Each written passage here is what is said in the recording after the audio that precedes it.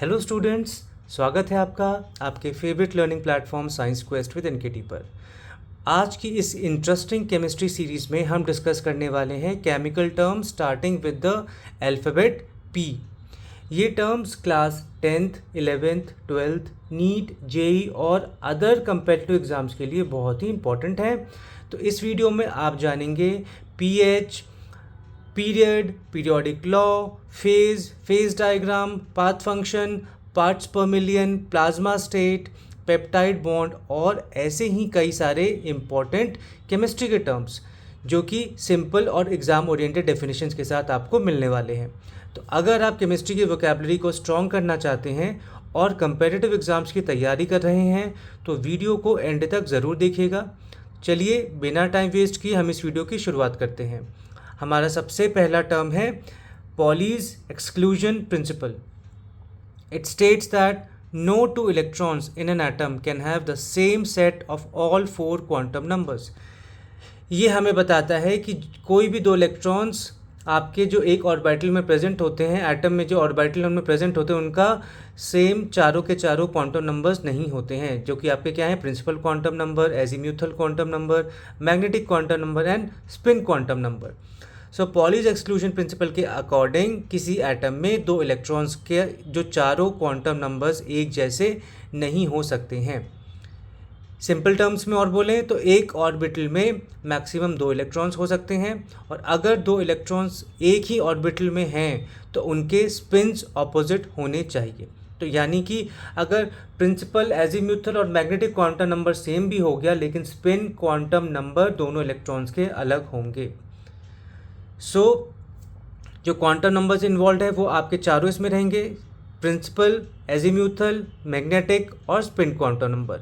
तो कम से कम एक क्वांटम नंबर डिफरेंट होना ही ज़रूरी है पॉली एक्सक्लूजन प्रिंसिपल के अकॉर्डिंग।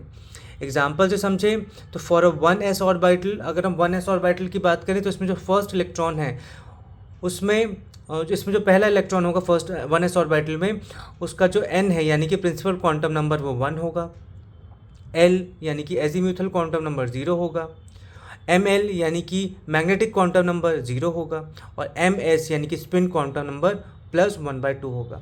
वहीं सेकंड इलेक्ट्रॉन जो है उसका principal quantum number 1, azimuthal quantum number 0, magnetic quantum number 0, लेकिन स्पिन क्वांटम नंबर यहाँ पे -1/2 होगा। तो ओनली स्पिन क्वांटम नंबर इसमें डिफरेंट है, इसलिए ये पॉली एक्सक्लूजन प्रिंसिपल को फॉलो कर रहा है। तो पॉली एक्सक्लूजन प्रिंसिपल का इंपॉर्टेंस क्या हुआ, इलेक्ट्रॉनिक कॉन्फ़िगरेशन को एक्सप्लेन करता है, ऑर्बिटल फिलिंग रूल्स का बेसिस है ये आपका, पीरियोडिक टेबल की स्ट्रक्चर को समझने में ये हमारी हेल्प भी करता है।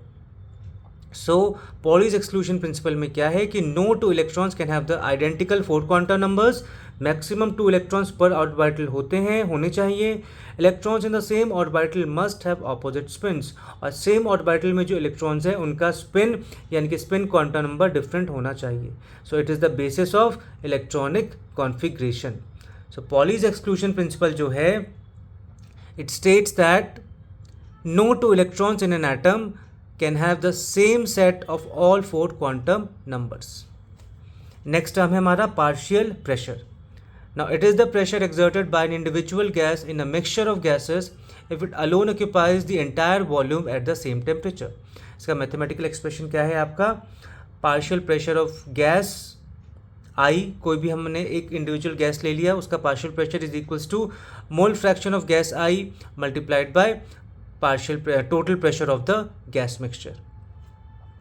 So पार्शियल प्रेशर किसी गैस मिक्सचर में प्रेजेंट एक इंडिविजुअल गैस के द्वारा एग्जर्ट किया गया प्रेशर होता है अगर वही गैस अकेली पूरे कंटेनर का वॉल्यूम ऑक्यूपाई करे तो। So Dalton's law of partial pressure भी हमने पढ़ा है। Dalton's law of partial pressure के according P total is equals to, यानी कि पूरे मिक्सचर का जो पार्शियल प्रेशर है is equals to P1 + P2 + P3 + so on, यानी कि हर गैस जो अपना इंडिविजुअल प्रेशर लगा रहा है उन सभी का सम क्या होता है, P टोटल, यानी कि total pressure is equals to सभी गैसेस के पार्शियल प्रेशर का सम। फॉर्मूला हमने देख ही लिया जो मैथमेटिकल एक्सप्रेशन है। यहाँ पे Pi है हमारा partial pressure of gas I, Xi है हमारा mole fraction of gas I और P टोटल है total pressure of the gas mixture.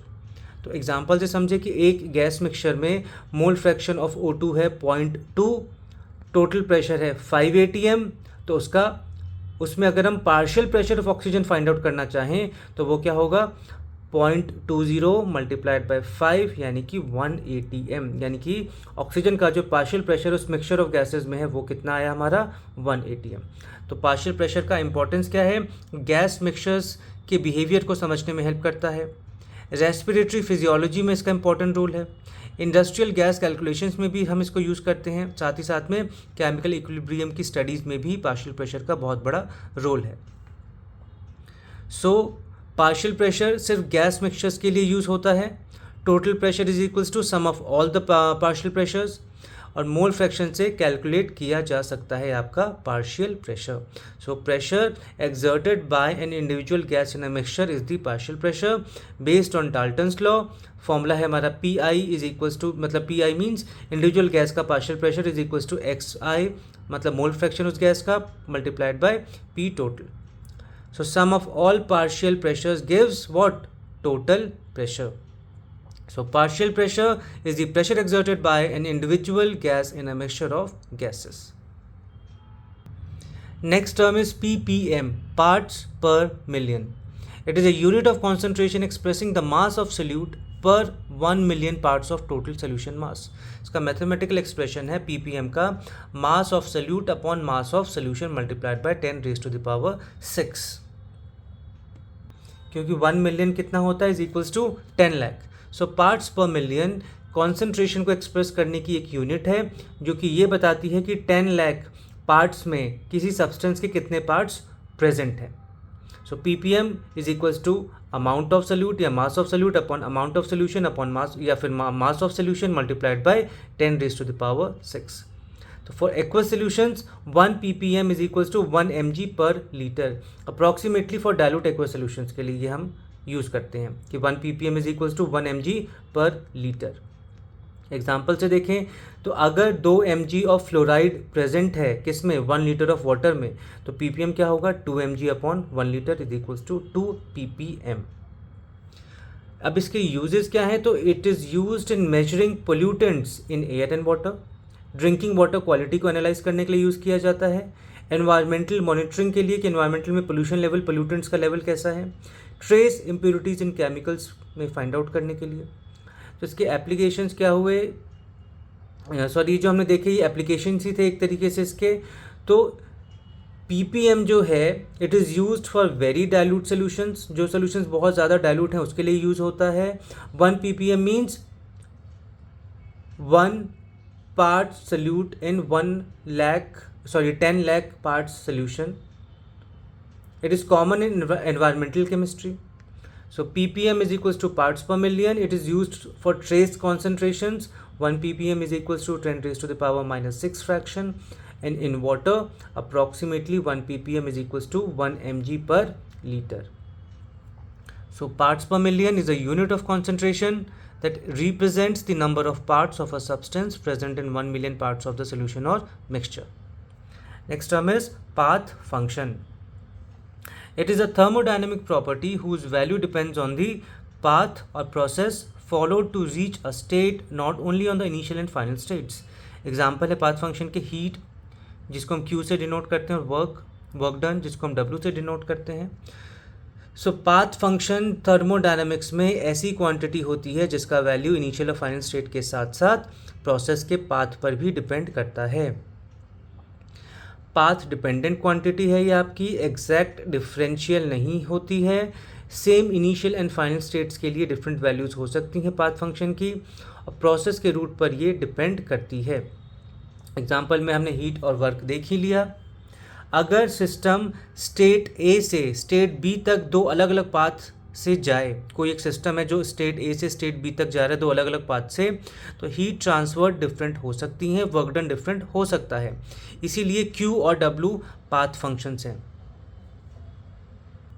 तो वर्क डन और हीट के लिए यानी कि Q और W के लिए जो मैथमेटिकल एक्सप्रेशन है वो हम लिखते हैं डेल्टा Q और डेल्टा W, यानी कि जो डेल्टा सिंबल यूज़ किया जाता है इसमें ये एग्जैक्ट डिफरेंशियल्स नहीं होते हैं। तो पाथ फंक्शन और स्टेट फंक्शन अगर हम इन दोनों में डिफ्रेंशिएट करें तो पाथ फंक्शन पाथ पर डिपेंड करता है, स्टेट फंक्शन सिर्फ स्टेट पर डिपेंड करता है। पाथ फंक्शन में आ गए आपके हीट और वर्क, स्टेट फंक्शन में आ गए pressure, volume, temperature, energy. Path function inexact differential है तो स्टेट फंक्शन आपका एग्जैक्ट डिफरेंशियल होता है। सो पाथ फंक्शन जो है depends on the path followed. Heat and work are जो है हमारे पाथ फंक्शंस के एग्जांपल्स हुए।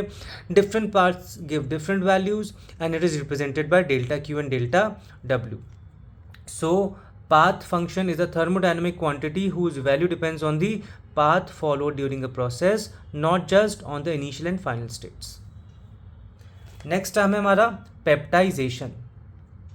It is the process of converting a freshly formed precipitate into a colloidal solution by shaking it with a suitable electrolyte called a peptizing agent. जैसे कि conversion of ferric hydroxide precipitate into a sol using FeCl3. So peptization colloidal chemistry की एक process है जिसमें किसी freshly prepared precipitate को थोड़ी मात्रा में या थोड़े अमाउंट में इलेक्ट्रोलाइट मिलाकर कोलॉइडल सोल में कन्वर्ट किया जा सकता है। तो फ्रेशली प्रेसिपिटेट को हम कोलॉइडल सोल में कन्वर्ट करते हैं, इलेक्ट्रोलाइट एडेड होता है इन स्मॉल अमाउंट, इलेक्ट्रोलाइट को ही हम क्या कहते हैं यहाँ पे पेप्टाइजिंग एजेंट। अब इसका मैकेनिज्म क्या है, तो पेप्टाइजिंग एजेंट के आयंस प्रेसिपिटेट पार्टिकल्स की सरफेस पर एब्जॉर्ब हो जाते हैं, नॉट एब्जॉर्ब, एड्जॉर्ब हो जाते हैं, एडी।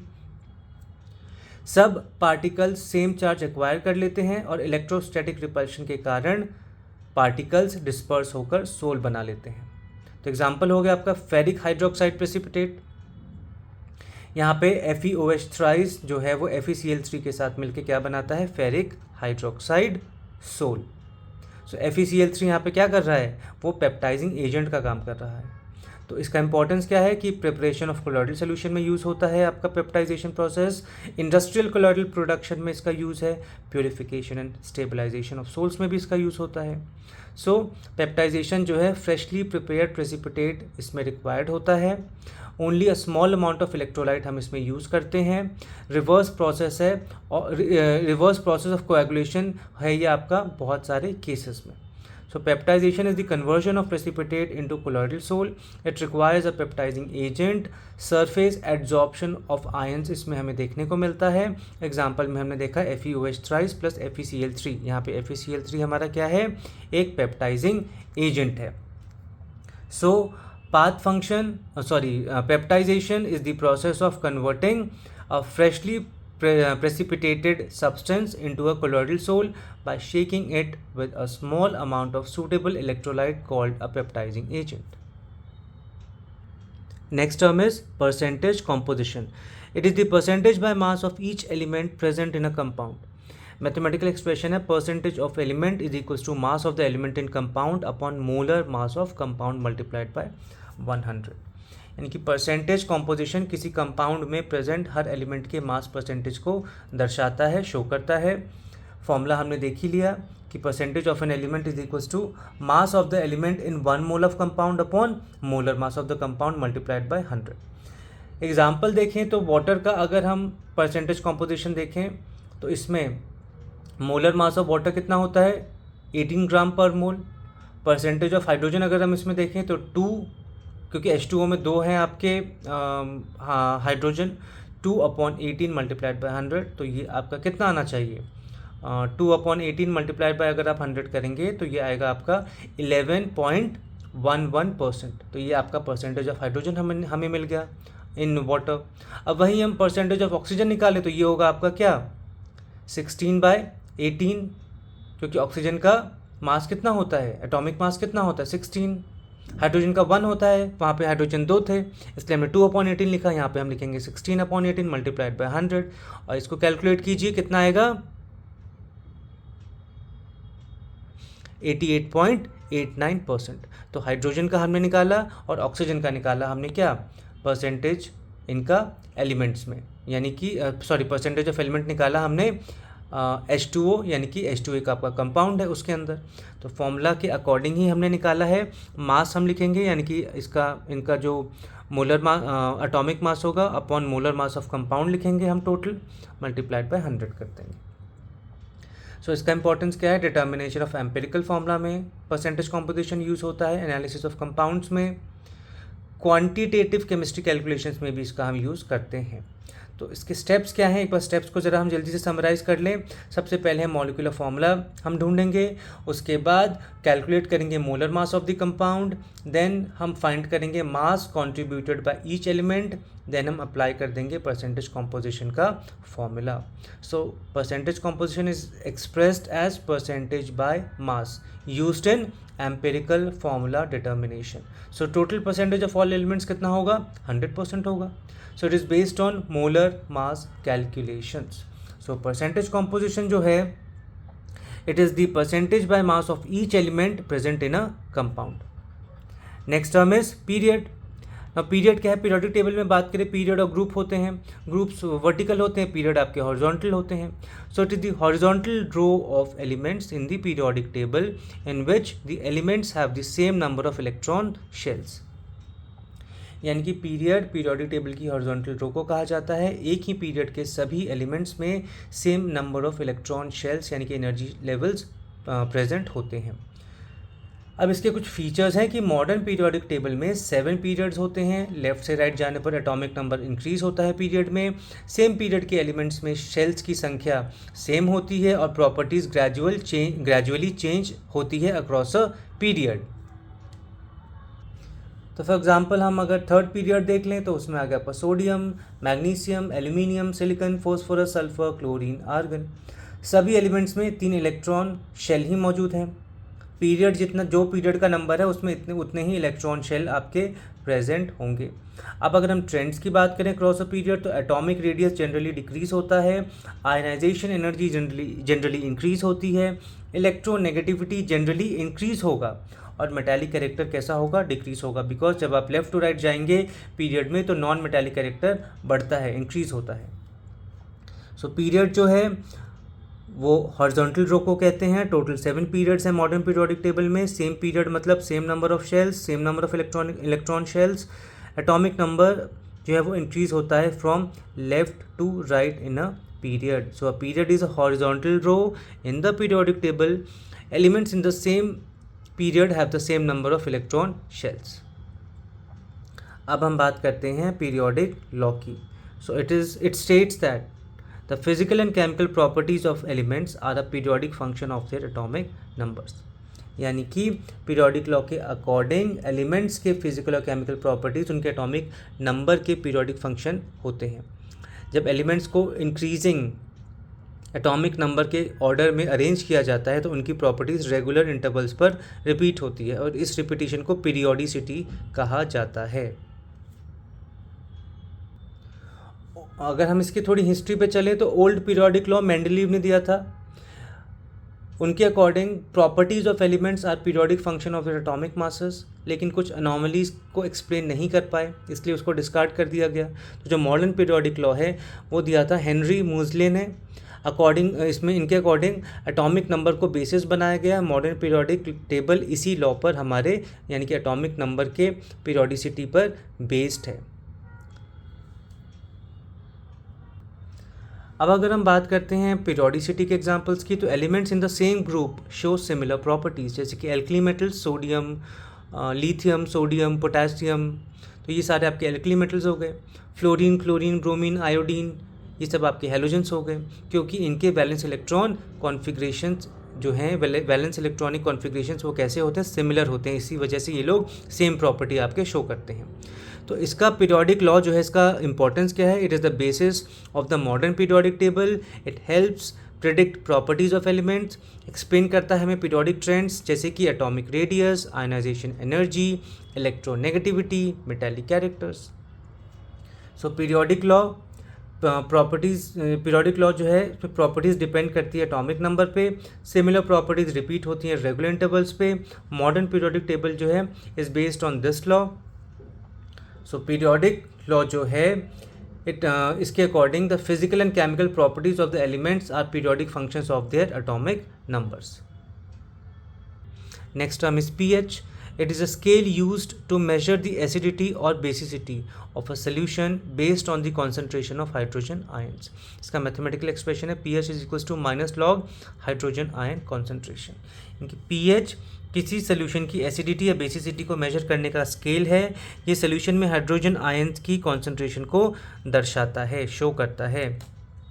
pH स्केल की बात करें तो pH वैल्यू अगर लेस देन 7 है तो नेचर कैसा होगा, एसिडिक होगा सोल्यूशन का नेचर।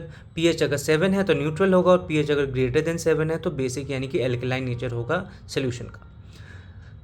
एग्जाम्पल से अगर समझे तो लेमन जूस का pH नियरली 2 होता है तो वो एसिडिक हो गया। प्योर वाटर का 7 होता है तो वो न्यूट्रल हो गया। सोप सोल्यूशन का भी नियरली 9 to 10 होता है आपका pH, तो वो बेसिक हो गया यानी कि एल्कलाइन हो गया। तो इम्पॉर्टेंस क्या है pH का कि ये डिटरमाइन करता है एसिडिटी और एल्केलाइनिटी को। इम्पॉर्टेंट है हमारे बायोलॉजिकल सिस्टम्स में, यूज़ होता है एग्रीकल्चर में, सॉइल टेस्टिंग के लिए, मेडिसिन में और इंडस्ट्री में भी। ये हेल्प करता है कंट्रोल केमिकल रिएक्शंस। अब इसी से रिलेटेड हम फॉर्मूलाज की बात करें तो फॉर बेसिक सोल्यूशंस हम वहाँ पे POH यूज़ करते हैं, क्योंकि बेस जो है वो OH रिलीज़ करते हैं, हाइड्रोक्सिल आयन रिलीज़ करते हैं एक्वस सोल्यूशन में। तो POH is equals to minus log OH negative ion concentration. तो at 25 degree Celsius pH plus POH क्या होता है, इज इक्वल्स टू 14।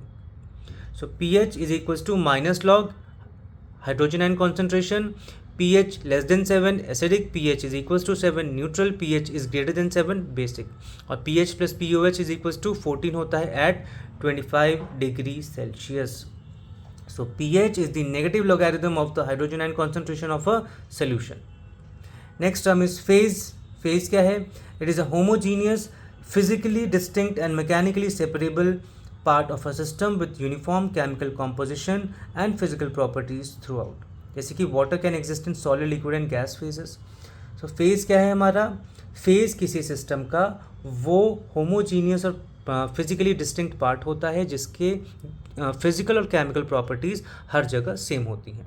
तो यूनिफॉर्म कॉम्पोजिशन होता है इसका, फेज का सेम फेज की अगर हम बात करें, फिजिकल प्रॉपर्टीज सेम होती हैं, डेफिनेट बाउंड्रीज से सेपरेटेड होते हैं आपके फेज, लिक्विड, सॉलिड, गैशियस। एक सिस्टम में एक या अधिक फेजेस हो सकते हैं। तो एग्जांपल से अगर हम समझते हैं, जैसे सिंगल फेज सिस्टम की बात करेंगे, सिंगल फेज, 2 फेज या 3 फेज सिस्टम में। तो सिंगल फेज सिस्टम में बात करें तो pure water in a beaker इसका एग्जांपल हो गया। इसका कॉम्पोजिशन यूनिफॉर्म होगा और सिर्फ ओनली 1 लिक्विड फेज इसमें मौजूद है। अब अगर हम बात करें 2 फेज सिस्टम की, तो इसमें हो गया ice plus water. Solid phase में आइस है और लिक्विड फेज में वाटर है। 3 फेज सिस्टम की बात करें तो आइस प्लस वाटर वेपर। इसमें आइस जो है वो आपका सॉलिड फेज में, वाटर लिक्विड फेज में, और वाटर वेपर आपका गैशियस फेज में है। सो टाइप्स ऑफ फेजेस हमारे क्या हो गए, सॉलिड फेज जिसमें पार्टिकल्स क्लोजली पैक्ड होते हैं, लिक्विड फेज जिसमें फिक्स वॉल्यूम होता है लेकिन फिक्स शेप नहीं होता पार्टिकल्स का, और गैस फेज में neither fix shape nor fix volume होता है। इंपॉर्टेंस की बात करें अगर हम फेज की, तो फेज़ रूल स्टडीज़ में ये इंपॉर्टेंट है। फेज़ डायग्राम को अंडरस्टैंड करने में भी यूज़फुल होता है। थर्मोडायनेमिक्स और फिजिकल केमिस्ट्री का ये बेसिक कॉन्सेप्ट माना जाता है। So homogeneous and physically distinct part of a system होता है phase, separated by definite boundaries होता है। It can be solid, liquid और गैस। और इसमें हमने एग्जाम्पल्स देखे, सिंगल फेज, 2 फेज और 3 फेज सिस्टम आपके। सो a phase is a homogeneous and physically distinct part of a system separated from other parts by definite boundaries. Next term है हमारा phase diagram. It is a graphical representation showing the conditions of temperature and pressure under which different phases of a substance, that is solid, liquid, gas, exist in equilibrium. Phase diagram में graphical representation होता है जो कि बताता है कि different temperature और pressure conditions पर किसी सब्सटेंस की कौन सी फेज स्टेबल रहेगी, यानी कि सॉलिड, लिक्विड, गैस में से कौन सी फेज स्टेबल रहेगी। तो इसके फीचर्स क्या हैं, टेम्परेचर और प्रेशर का इफेक्ट, टेम्परेचर और प्रेशर के इफेक्ट को ये शो करता है फेज डायग्राम। सॉलिड, लिक्विड और गैस रीजन्स को ये शो करता है। फेज चेंजेस को एक्सप्लेन करता है, जैसे कि मेल्टिंग, बॉइलिंग, सब्लिमेशन, इन सभी को भी ये आपका शो एक्सप्लेन करने में हेल्पफुल होता है। अब हम इसमें कुछ बात करें, इसके कुछ इंपॉर्टेंट पार्ट्स की बात करें टिपिकल फेज डायग्राम में, तो इसमें होता है सबसे पहले फेज बाउंड्रीज। फिर हम देखेंगे ट्रिपल पॉइंट, और एक हम टर्म देखेंगे इसमें क्रिटिकल पॉइंट। अब जो फेज बाउंड्रीज हैं वो क्या है? डिफरेंट फेजेस को सेपरेट करने वाली लाइंस को हम फेज बाउंड्रीज कहते हैं। जैसे कि सॉलिड लिक्विड लाइन, मतलब मेल्टिंग या फ्रीजिंग में ये हमें देखने को मिलेगा। लिक्विड गैस लाइन, ये हमें देखने को मिलेगा बॉइलिंग या कंडेंसेशन में। और सॉलिड गैस लाइन हमें देखने को मिलेगा सब्लिमेशन या फिर डिपोजिशन में। क्योंकि सब्लिमेशन क्या है? डायरेक्ट सॉलिड से गैसियस स्टेट में जाना, और डिपोजिशन इज डायरेक्ट गैस से सॉलिड स्टेट में आना। तो ये एक फेज बाउंड्रीज हो गई, इस जो हमें फेज डायग्राम में देखने को मिलती हैं। दूसरा है हमारे पास ट्रिपल पॉइंट, टेम्परेचर और प्रेशर का वो स्पेसिफिक पॉइंट जहां सॉलिड, लिक्विड और गैस तीनों फेजेस इक्विलिब्रियम में को एग्जिस्ट करते हैं, उसको हम कहते हैं ट्रिपल पॉइंट। फिर एक और टर्म आता है इसमें फेज डायग्राम में, क्रिटिकल पॉइंट। लिक्विड और गैस के बीच का डिस्टिंक्शन खत्म हो जाता है, इस पॉइंट के ऊपर सब्सटेंस सुपर क्रिटिकल फ्लूइड बन जाता है, तो इसी को हम कहते हैं क्या? Critical point. एग्जाम्पल जैसे हम वाटर से समझते हैं, तो वाटर का फेज डायग्राम यूनिक होता है। सॉलिड लिक्विड बाउंड्री का स्लोप जो है वो नेगेटिव होता है, क्योंकि आइस की डेंसिटी वाटर से कम होती है। अब इसकी इंपॉर्टेंस क्या है? तो स्टेट ऑफ मैटर को प्रिडिक्ट करने में हेल्पफुल है, इंडस्ट्रियल प्रोसेस डिज़ाइन करने में हेल्पफुल है, आपका मटेरियल साइंस और थर्मोडायनेमिक्स में इसका बहुत ही ज़्यादा यूज़ देखने को मिलता है। सो फेज डायग्राम जो है वो ग्राफ है between pressure and temperature, show करता है solid, liquid and gas regions को। It contains triple point and critical point, और ये फेज ट्रांजिशंस को एक्सप्लेन भी करता है। So phase diagram is a graph showing the equilibrium between different phases of a substance as a function of temperature and pressure. Next term is photochemical reaction. It is a chemical reaction that is initiated or driven by the absorption of light energy, usually ultraviolet or visible light. Example है decomposition of silver bromide in the presence of light. So photochemical reaction वो chemical reaction होती है जो light energy usually ultraviolet या visible light के absorption से initiate या फिर प्रोसीड करती है। तो इसके की फीचर्स क्या हैं फोटोकेमिकल रिएक्शन के? कि लाइट एनर्जी की प्रेजेंस रिक्वायर्ड होती है इसमें। सबसे पहले रिएक्टेंट मॉलिक्यूल्स फोटोन्स को एब्जॉर्ब करते हैं, एक्साइटेड स्टेट मॉलिक्यूल्स बनते हैं, और फिर रिएक्शन नॉर्मल थर्मल रिएक्शन से अलग हो सकती है। ये जो रिएक्शन है आपकी फोटोकेमिकल, ये नॉर्मल जो थर्मल रिएक्शन है उससे डिफरेंट हो सकती है। जनरल रिप्रेजेंटेशन के थ्रू अगर हम समझें तो रिएक्टेंट्स प्लस फोटोन को एब्जॉर्ब करेगा और बना देगा आपका क्या? प्रोडक्ट। फोटोन यहाँ पे क्या है? एच न्यू क्या है? हमारा फोटोन है, which is a light energy. So example अगर हम देखें फोटोसिंथेसिस का, तो यहाँ पे CO2 plus H2O in the presence of sunlight क्या बनाते हैं? C6H12O6 that is glucose plus oxygen. तो प्लांट्स सनलाइट की एनर्जी यूज़ करके ग्लूकोज बनाते हैं। एक और एग्जांपल अगर हम देखें तो क्लोरीनेशन ऑफ मीथेन, जिसमें कि CH4 प्लस Cl2 ये हमारे रिएक्टेंट्स हैं। इन्होंने फोटोन को एब्जॉर्ब किया H न्यू को और बना दिया CH3Cl प्लस HCl। यहाँ पे UV लाइट रिएक्शन को इनिशिएट करने में हेल्प करती है। तो फोटोकेमिकल के हमने कुछ केमिकल रिएक्शंस के हमने एग्जांपल्स देखे। अब इसके इंपॉर्टेंस को अगर हम समझें तो फोटोसिंथेसिस का ये बेसिस हो गया, फिर फोटोग्राफी में भी ये यूज़ होता है, एटमॉस्फेरिक केमिस्ट्री में भी इम्पॉर्टेंट है आपका photochemical reaction. So light energy इसमें डायरेक्टली इन्वॉल्व होती है, रिएक्शन रेट लाइट इंटेंसिटी पर डिपेंड कर सकता है, और यूवी रेडिएशन जो है ऑफनली इनिशिएट करते हैं हमारे मोस्ट ऑफ द रिएक्शंस को। सो it is initiated by light energy जो हमारा फोटोकेमिकल रिएक्शन है, represented by H new. It forms excited molecules, और एग्जाम्पल इसमें हमने क्या देखा? Photosynthesis and chlorination of methane.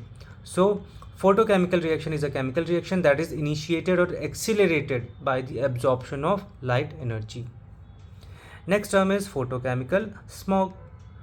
It is a type of air pollution formed when sunlight reacts with nitrogen oxides, जिसको हमने NOx से denote किया, and volatile organic compounds in the atmosphere, producing harmful secondary pollutants such as ozone. So photochemical smog एक प्रकार का air pollution है जो sunlight, nitrogen oxides और वोलाटाइल ऑर्गेनिक कंपाउंड्स के बीच होने वाली फोटोकेमिकल रिएक्शन से बनता है। फॉर्मेशन की अगर हम बात करें तो व्हीकल्स और इंडस्ट्रीज से जो आपके नाइट्रोजन ऑक्साइड्स हैं और हाइड्रोकार्बन्स एटमॉस्फेयर में रिलीज़ होते हैं। सनलाइट के प्रभाव से जो फोटोकेमिकल रिएक्शंस हैं वो होती हैं और हार्मफुल पोल्यूटेंट्स जैसे कि ओजोन, एल्डिहाइड्स और पैन यानी कि परऑक्सी एसिटाइल नाइट्रेट बनते हैं। रिएक्शन के थ्रू अगर हम समझें तो NO2 यानी कि नाइट्रोजन ऑक्साइड, नाइट्रोजन डाइऑक्साइड आपका सनलाइट की प्रेजेंस में क्या बनाएगा, NO+O, और यहाँ पे जो O है नेसेंट ऑक्सीजन, ये ऑक्सीजन मॉलिक्यूल जो एटमॉस्फेयर में प्रेजेंट है उसके साथ मिलकर क्या बना लेगा, O3 यानी कि ओजोन बना लेगा। तो ओजोन फोटोकेमिकल स्मॉग का मेजर कंपोनेंट होता है। फोटोकेमिकल स्मॉग में के मेन कंपोनेंट्स क्या हुए, ओजोन, पैन PAN यानी कि peroxy acetyl nitrate, third is aldehydes and fourth is nitrogen oxides. So इसके हार्मफुल इफेक्ट्स क्या हैं, आई इरिटेशन होगा, ब्रीदिंग प्रॉब्लम्स होंगी, डैमेज होगा प्लांट्स और क्रॉप्स को, डिटेरियोरेशन होगा रबर और मटेरियल्स का, और विजिबिलिटी भी रिड्यूस हो जाएगी।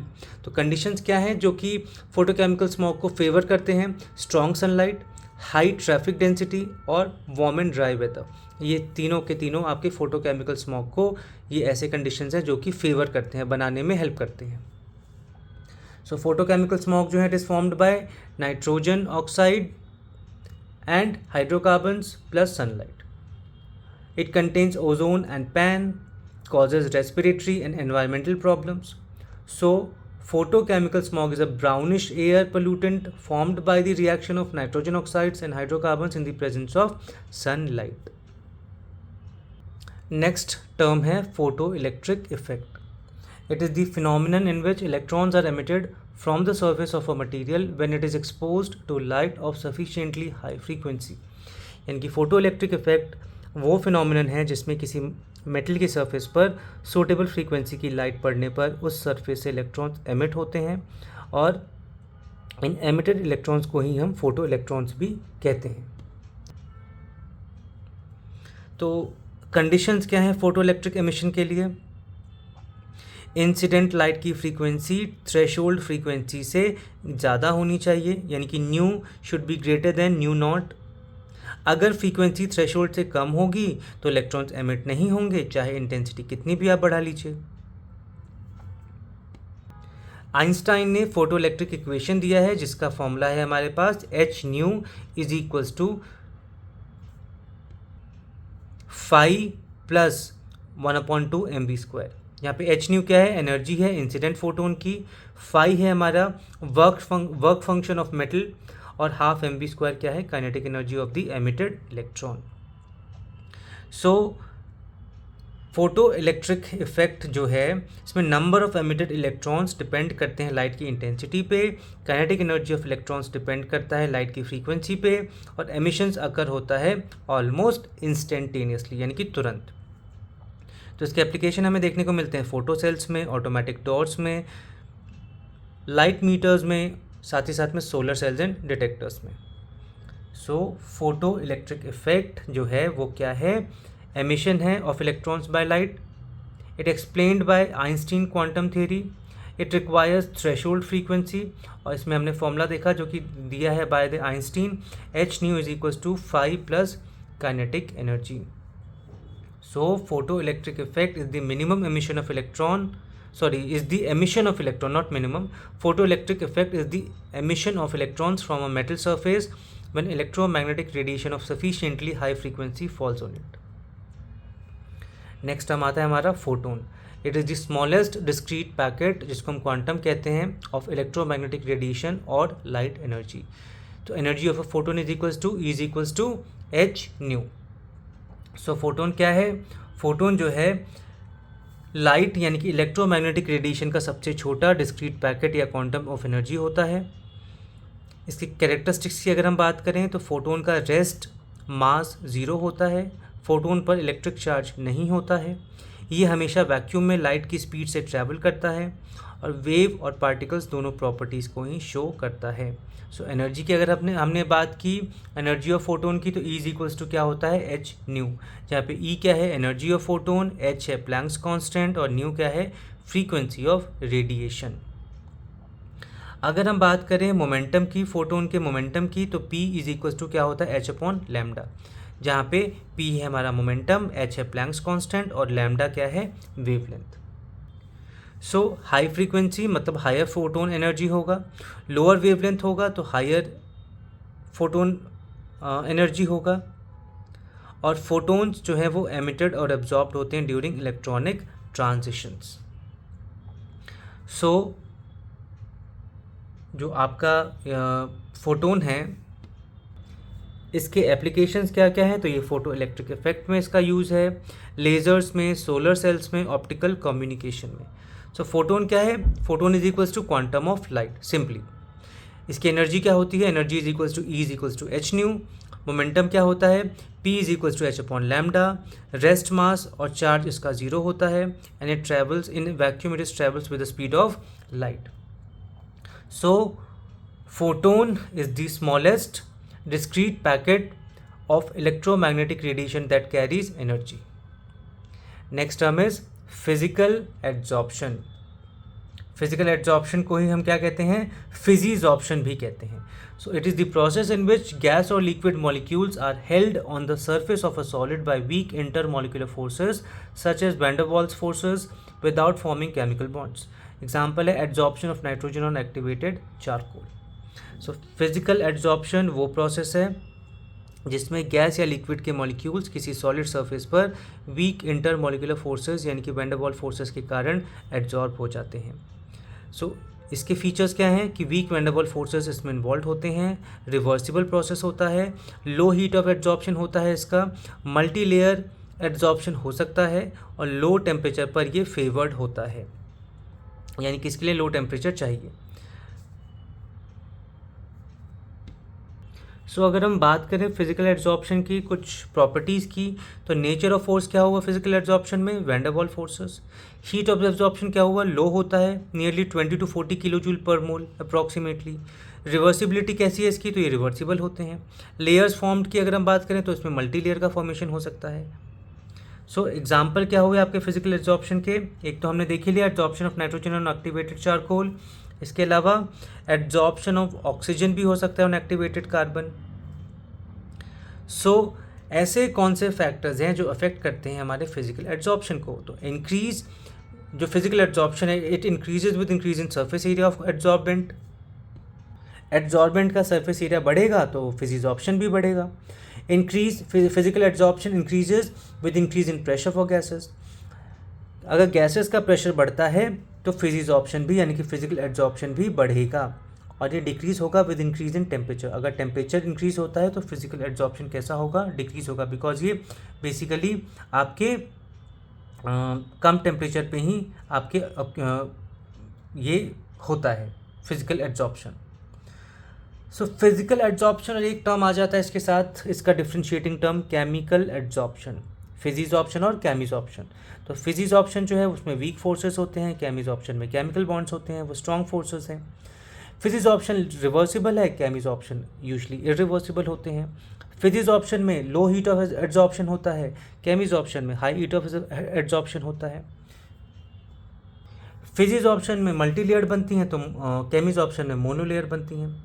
फिजिजॉर्प्शन में की स्पेसिफिसिटी लो है लेकिन केमिजॉर्प्शन की स्पेसिफिसिटी कैसी है, हाई है।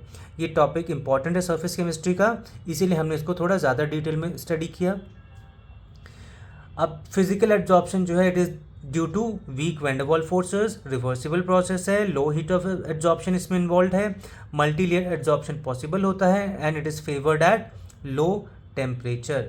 सो इसमें आप ध्यान रखिएगा, physical adsorption is the adsorption in which adsorbate molecules are held on the surface of an adsorbent by weak van der Waals forces.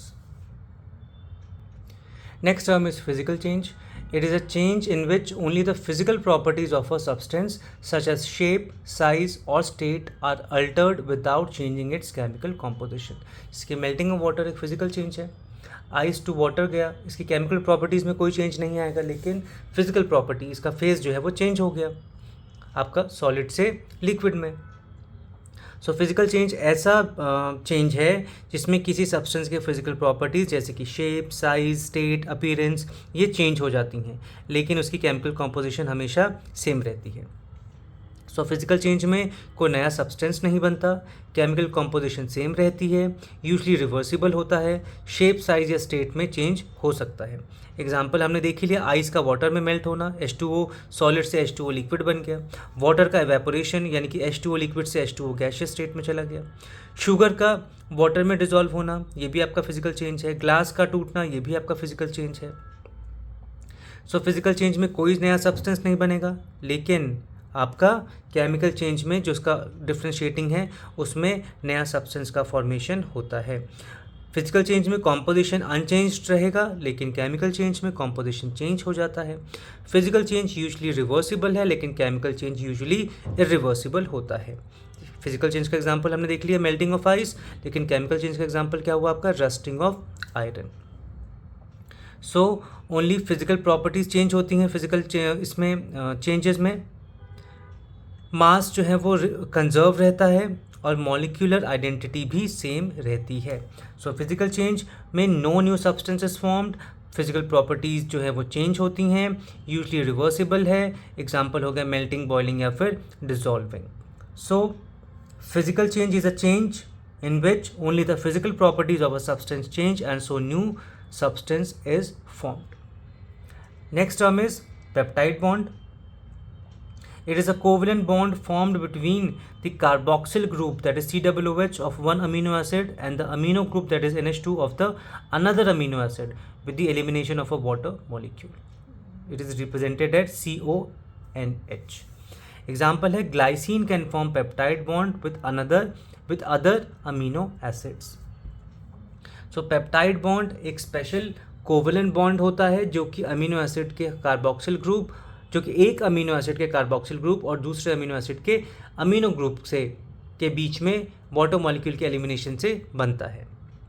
So amino acid 1 plus amino acid 2 will form dipeptide plus H2O, यानी कि H2O molecule यहाँ से निकल जाएगा और जो peptide bond बना वो क्या बनेगा, CONH। सो इसके फीचर्स हुए कि ये कोवेलेंट बॉन्ड है, अमाइड लिंकेज बनता है, it is formed by condensation, dehydration reaction है आपका ये, releases 1 molecule of water and responsible for forming proteins. Dipeptide का फॉर्मेशन होगा 2 अमीनो एसिड्स के बीच में, ट्राईपेप्टाइड का 3 अमीनो एसिड्स के बीच में, पॉलीपेप्टाइड मतलब जब बहुत सारे अमीनो एसिड्स इन्वॉल्व हो। सो प्रोटीन्स और एंजाइम्स जो हैं they are made of peptide bonds. It determines the primary structure of proteins. Peptide bond primary structure of protein को determine करते हैं and essential for biological functions and growth. So peptide bond क्या है हमारा, CONH linkage है, formed between 2 amino acids. Water molecules इसमें eliminate होते हैं and basic bond responsible होता है for, it is the basic bond which is responsible for protein formation. So a peptide bond is an amide linkage, CONH, formed between the carboxyl group of one amino acid and the amino group of another amino acid. Next term आता है हमारा peroxide. It is a compound that contains the peroxide ion O2 negative, in which 2 oxygen atoms are linked by a single covalent bond and each oxygen has an oxidation state of -1. Example हो गया हमारा hydrogen peroxide. सो peroxide ऐसे compounds होते हैं जिसमें oxygen oxygen single bond present होता है और ऑक्सीजन का ऑक्सीडेशन नंबर -1 होता है। तो इसके फीचर्स क्या हुए कि it contains peroxo linkage, O single bond O, oxidation number oxygen का -1 होता है, ये आपके स्ट्रॉन्ग ऑक्सीडाइजिंग एजेंट्स होते हैं और many peroxides are unstable and decompose easily. Peroxide ion का फॉर्मूला हमने देख ही लिया, O2 नेगेटिव। एग्जाम्पल इसमें हो गया hydrogen peroxide, sodium peroxide, barium peroxide. Hydrogen peroxide का फॉर्मूला है H2O2, सोडियम पेरोक्साइड का फॉर्मूला है Na2O2, बेरियम पेरोक्साइड का फॉर्मूला है BaO2। सो इसकी प्रॉपर्टीज़ क्या है कि it acts as an strong oxidizing agents, decompose कर जाते हैं, ये आपके डिकम्पोज करते हैं टू रिलीज ऑक्सीजन। जब ये डिकम्पोज करेंगे आपके पेरोक्साइड्स तो ये ऑक्सीजन को रिलीज़ करते हैं, जैसे कि H2O2 है, जब ये डिकम्पोज करेगा तो H2O + O2 रिलीज़ करेगा। तो it is used as bleaching and disinfecting agents. जो आपके पेरोक्साइड्स हैं उसको हम ब्लीचिंग और डिसइंफेक्टिंग एजेंट्स के तौर पे भी यूज़ करते हैं। तो अब एक क्वेश्चन आता है कि ऑक्साइड और परऑक्साइड में क्या डिफरेंस है। तो ऑक्साइड जो है उसमें ऑक्सीजन का ऑक्सीडेशन नंबर -2 होता है, लेकिन परऑक्साइड में ऑक्सीजन का ऑक्सीडेशन नंबर -1 होता है। ऑक्साइड में कोई O सिंगल बॉन्ड O नहीं बनता है, लेकिन परऑक्साइड में O सिंगल बॉन्ड O का फॉर्मेशन होता है। ऑक्साइड का एग्जांपल हो गया आपका Na2O, और परऑक्साइड का हो गया आपका H2O2 या फिर Na2O2। सो परऑक्साइड जो है बच्चों, it contains O single bond O, oxygen का ऑक्सीडेशन स्टेट इसमें -1 होता है। ये आपके स्ट्रॉन्ग ऑक्सीडाइजिंग एजेंट्स हैं। एग्जांपल हो गया H2O2, Na2O2, BaO2, barium peroxide. So peroxide are compounds containing an oxygen single bond in which each oxygen atom has an oxidation state of -1. Next term is phenols. They are aromatic organic compounds in which one or more hydroxyl groups are directly attached to a benzene ring or another aromatic ring. कि phenols aromatic organic compounds होते हैं जिनमें hydroxyl group यानी कि OH directly benzene ring या किसी aromatic ring से attached होता है। तो इसका एग्जांपल हो गया आपका हाइड्रोक्सी बेंजीन C6H5OH, जो कि सिंपलेस्ट मेंबर है फिनॉल फैमिली का।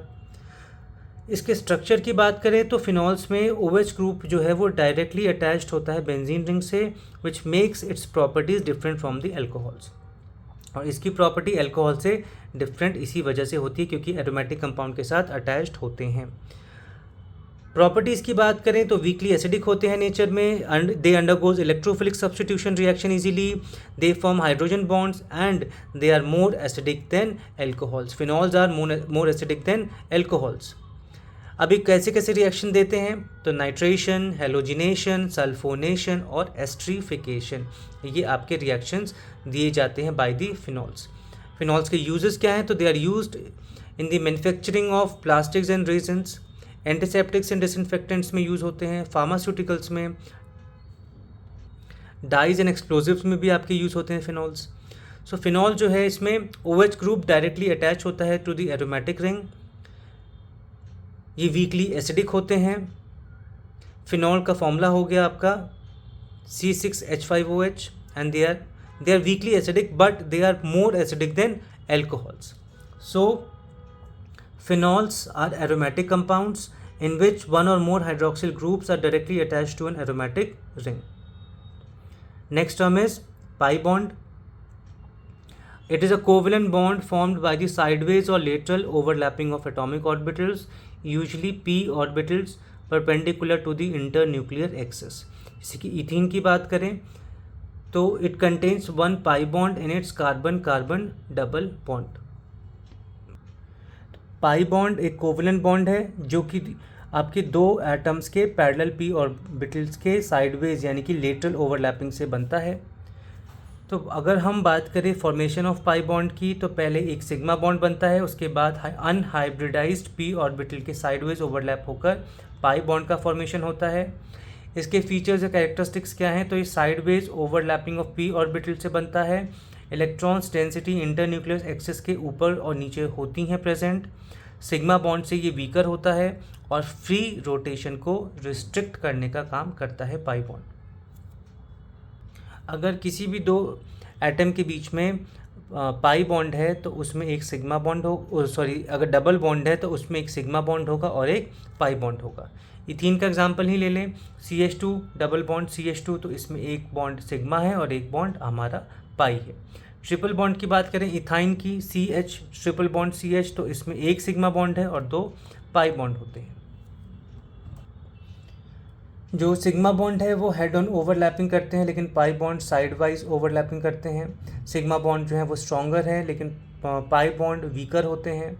सिग्मा बॉन्ड अलाउ करते हैं फ्री रोटेशन को, पाई बॉन्ड रिस्ट्रिक्ट करते हैं रोटेशन को। सिग्मा बॉन्ड हमेशा पहले बनेंगे लेकिन पाई बॉन्ड हमेशा कब बनेंगे, सिग्मा बॉन्ड बनने के बाद। So pi bond formed by the lateral overlap of p orbital, weaker than the sigma bond, present होते हैं डबल और ट्रिपल बॉन्ड्स में। Electron density lies above and below the internuclear axis. So pi bond is a covalent bond formed by the lateral overlap of two parallel p orbitals. Next term is polyatomic ion. It is a charged species made up of two or more covalently bonded atoms that acts as a single ion. जैसे कि हमारा sulphate ion हो गया, nitrate ion, ammonium ion हो गया. सो polyatomic ion दो या दो से अधिक एटम्स के का ऐसा ग्रुप होता है जो कोवलेंट बॉन्ड्स से जुड़ा होता है और एक यूनिट की तरह overall positive and negative charge रखता है. तो इसके फीचर्स क्या हुए पॉलीएटॉमिक आयंस के, कि जो हमारा पॉलीएटॉमिक आयंस है इसमें दो या अधिक एटम्स से ये मिलकर बने होते हैं. एटम्स कोवलेंट बॉन्ड से जुड़े होते हैं. पूरा ग्रुप जो है वो एक सिंगल आयन की तरह बिहेव करता है. पॉजिटिव या नेगेटिव चार्ज इसमें हो सकता है. तो अमोनियम आयन हमने देख लिया NH4 पॉजिटिव, इसमें इसका चार्ज है +1. हाइड्रोक्साइड आयन OH नेगेटिव, इसका चार्ज है -1. नाइट्रेट आयन NO3 नेगेटिव, इसका चार्ज है -1. नाइट्राइट आयन NO2 नेगेटिव, इसका चार्ज है -1. कार्बोनेट आयन CO3 नेगेटिव, इसका चार्ज है -2. सल्फेट आयन SO4 नेगेटिव, इसका चार्ज है -2. नाइट्रेट आयन ये हमने डिस्कस कर लिया. फिर एक होता है हमारा फोस्फेट आयन PO4 नेगेटिव, इसका चार्ज है -3. सो अगर हम बात करें पॉलीएटॉमिक आयंस के एग्जांपल्स की कंपाउंड्स में, तो जैसे सोडियम नाइट्राइट हो गया NaNO3, यहाँ पे NO3 जो है वो आपका आयन है NO3 नेगेटिव. अमोनियम क्लोराइड में NH4Cl हो गया. अमोनियम जो पॉलीएटॉमिक आयन है, अब हम उसे कंपाउंड में देख रहे हैं. कैल्शियम कार्बोनेट CaCO3 हो गया. अब पॉलीएटॉमिक आयंस के इंपॉर्टेंस क्या हुए, तो एसिड बेस रिएक्शंस में इंपॉर्टेंट है. सॉल्ट फॉर्मेशन में ये इन्वॉल्व होते हैं. क्वालिटेटिव और क्वांटिटेटिव एनालिसिस में ये बहुत ही यूज़फुल होते हैं आपके. सो पॉलीएटॉमिक आयंस जो हैं they are the group of atoms carrying a charge, acts as a single ion, they can be cation और एनायन.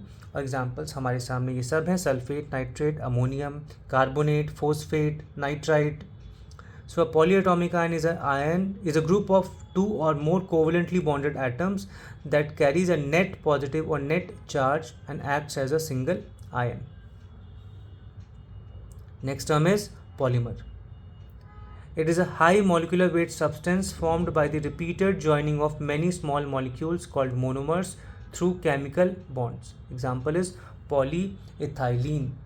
So polymer एक बहुत बड़ा मॉलिक्यूल यानी कि मैक्रो मॉलिक्यूल होता है जो कि बहुत सारी छोटी रिपीटिंग यूनिट्स जिन्हें मोनोमर्स कहा जाता है उनके जुड़ने से बनता है.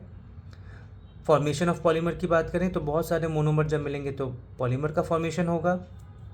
जैसे कि एग्जांपल इथीन से बनता है आपका पॉलीथीन या पॉलीइथाइलिन. तो पॉलीमर्स के कुछ एग्जांपल्स की बात करें तो पॉलीथीन हो गया जिसका मोनोमर है इथीन. पॉलीप्रोपाइलिन इसका मोनोमर है प्रोपीन. पॉलीविनाइल क्लोराइड इसका मोनोमर है विनाइल क्लोराइड. नेचुरल रबर इसका मोनोमर है आपका isoprene. So types of polymers भी होते हैं जैसे कि नेचुरल और सिंथेटिक.